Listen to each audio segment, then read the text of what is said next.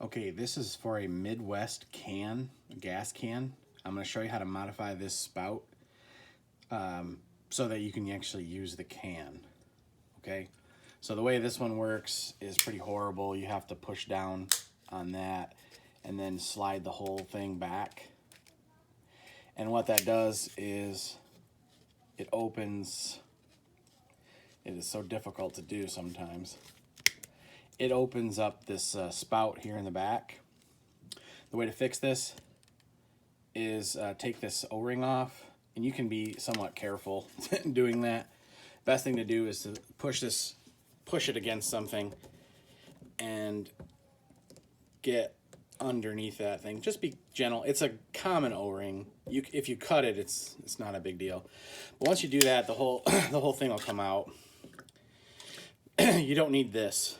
Get rid of the spring, save it for something else, and then you can just put it back together this way. This is not too bad to have. It's plastic, so it's going to break in the cold, but it's not too bad to have. Don't forget to put your O-ring back on, okay?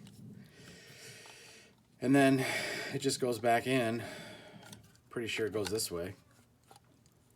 Let's see here. Oh, I guess I'm wrong. Oh yeah, jeez. Well, I'm not gonna do another take, but you guys see my mistake. Let me just fix it real quick. I was hoping to make this a fast video, but now I've screwed it up. It goes back together that way, and the O-ring goes back on. Okay.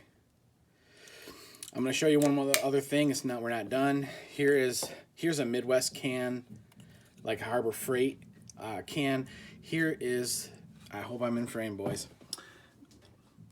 Here's the collar that goes on the can itself. Took this, so all I've used so far is this little screwdriver. I use this X-Acto knife, and you could probably use like wire pliers, cutting pliers.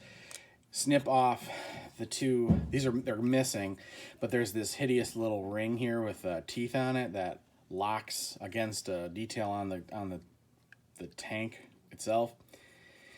Get rid of that. I cut it here and here. Get rid of that so it won't interfere anymore with what you're trying to do. But this is the naughty guy that's screwing up your life in this thing. So you can still choose to click that down and push it in, but now it stays in. You can remove this whole red thing, but I kind of like that it locks and it kind of sort of guarantees I got a seal here to keep air out. So not all bad, considering they don't give you a cap like this one. Not all bad to have this little stupid thing, but if it ticks you off, just get rid of it. Rip the whole red piece off. They're not allowed to sell it like this because, you know, the government doesn't want you to not have this spring to make this thing cost an extra $1. So that's that.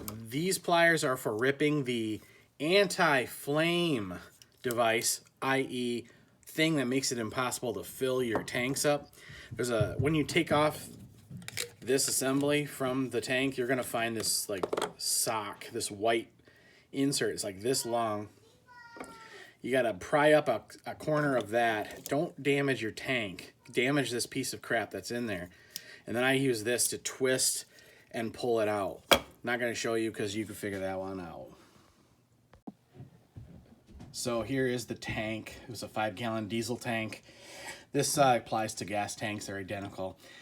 This is the horrible little device that they put inside the tank. It's quite deep. It goes way in there.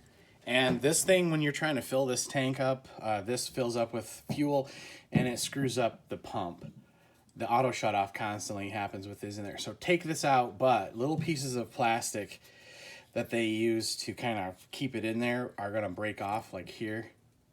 This thing's broken off, and this here. So there's gonna be plastic in your tank rolling around. You'll hear it when you shake it, and just get that out before you fill this thing with fuel.